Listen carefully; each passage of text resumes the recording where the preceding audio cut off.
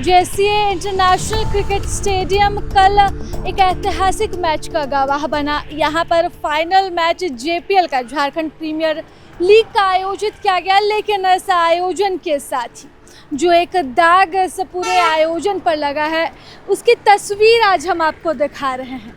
जो भगदड़ कल इस जेसीए स्टेडियम के बाहर मची, उस भगदड़ की तस्वीरें और उसके साक्ष्य जो है वो आज भी, अब भी दोपहर के बाद भी जो है वो स्टेडियम में मौजूद है। या आपको टूटे हुए बैरिकेडिंग दिख रहे हैं और इस बैरिकेडिंगों के पास जो है ये जूते और चप्पल दिख रहे हैं। जो भगदड़ में जो लोग यहाँ पे कुचले गए हैं, उनके जूते चप्पल, या भीड़ में जिनके जूते चप्पल छूट गए, तो ये उसकी तस्वीरें आपको यहाँ पर अभी फ़िलहाल देखने को मिल रही है। कल मैच का आयोजन था, फाइनल मुकाबला था और शोर था कि महेंद्र सिंह धोनी भी इसी स्टेडियम में आएंगे। मैच के ओपनिंग में आए थे धोनी और आखिर में भी MS धोनी आएंगे। इस वजह से दर्शकों का उत्साह भी अपने चरम पर था।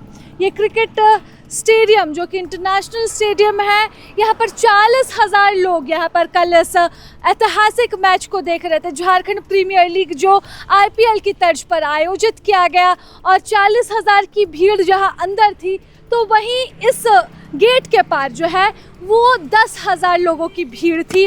और ये देखिए, ये गेट, इसकी जो तस्वीरें निकल कर आई, ये यहाँ पर आप देख सकते हैं कि किस तरह से यहाँ पर फेसिंग की गई है ताकि लोग जो है इसके पार ना चढ़कर जा सके। लेकिन जो तस्वीरें कल निकल कर सामने आई, उसमें लोग यहाँ से पार करते भी दिख रहे हैं, गेट हिलाते दिख रहे हैं और गेट फांद कर जाते दिख रहे हैं। ये तस्वीर हम आपको दिखाएंगे कि किस तरह से ये बैरिकेडिंग जो है वो, अंदर भी एक बैरिकेडिंग टूटी हुई है।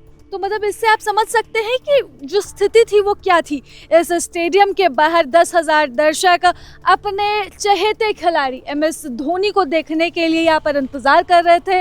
हालांकि ये बस अफवाह मात्र थी, धोनी नहीं आ रहे थे, बावजूद इसके दर्शकों के अंदर उत्साह था, उमंग था। और जब उन्हें एंट्री नहीं मिली तो इस तरह से गेट पर उत्पात शुरू हो गया।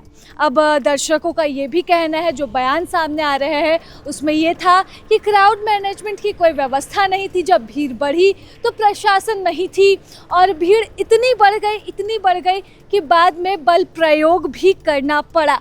ये बयान आया है अजय नाथ शाहदेव का, प्रेसिडेंट, और उन्होंने कहा कि भीड़ अधिक थी, हमारे अंदाजे के मुकाबले जो है वो अधिक भीड़ थी और मैनेजमेंट के लिए लोग नहीं थे यहाँ पर। तो ये एक कमी, ये एक बड़ी चूक यहाँ पर कही जा सकती है। 3 लोग गंभीर रूप से घायल हुए हैं, जबकि 5 जो है वो घायल है सामान्य रूप से और उनका इलाज जो है वो अलग अलग अस्पतालों में चल रहा है। लेकिन 3 की स्थिति इस वक्त गंभीर बनी हुई है। और जो इस्तकबाल बुलंद था इस स्टेडियम का, वो आप देख सकते हैं, जो स्वागत कर रहा था board, welcome to Jharkhand T20 cricket premier league, ये बोर्ड इस वक्त झुक चुका है। तो मतलब आप समझ सकते हैं कि इस बोर्ड पर भी लोग जो है वो चेहरे होंगे और क्रिकेट स्टेडियम के अंदर जाने की हर संभव कोशिश जो है यहाँ पर दर्शकों ने की। ये बैरिकेडिंग टूटी है, इसके अलावा आगे जो बैरिकेडिंग, जो एंट्री गेट है, वहाँ पर पूरी तरह से भगदड़ की स्थिति थी। हालांकि प्रशासन का जो बयान सामने आता है उसमें प्रशासन ने साफ कहा है कि 3 घायल हैं और स्थिति अब कंट्रोल में है। लेकिन यहाँ पर जो सबसे बड़ी समस्या है और जो सबसे बड़ा सवाल है कि क्या मैनेजमेंट को नहीं मालूम था कि इतने लोग आएंगे? क्या मैनेजमेंट को नहीं पता था कि भीड़ इतनी बढ़ सकती है कि इस तरह से बास टूटेंगे और बैरिकेडिंग जो है वो उखाड़ दिए जाएंगे? तो ये बड़ा सवाल है कि आखिरकार ये बड़ी चूक हुई कैसे।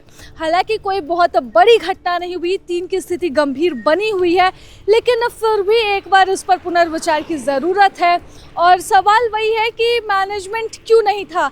जो लोग यहाँ पर मौजूद थे उन्होंने साफ तौर पर कहा कि पुलिस वहाँ पर नहीं थी, अगर पुलिस रहती तो शायद स्थिति इतनी खराब नहीं होती। सवाल वही, और इस सवाल के साथ हम लेते हैं अलविदा और यही उम्मीद करेंगे कि कभी अगर दोबारा आयोजन हो स्टेडियम में तो फिर भीड़ को मैनेज करने के लिए यहाँ पर प्रशासनिक टीम भी उतनी ही तंदुरुस्ती के साथ यहाँ तैनात रहे ताकि दोबारा ऐसी कोई भी स्थिति ना आए।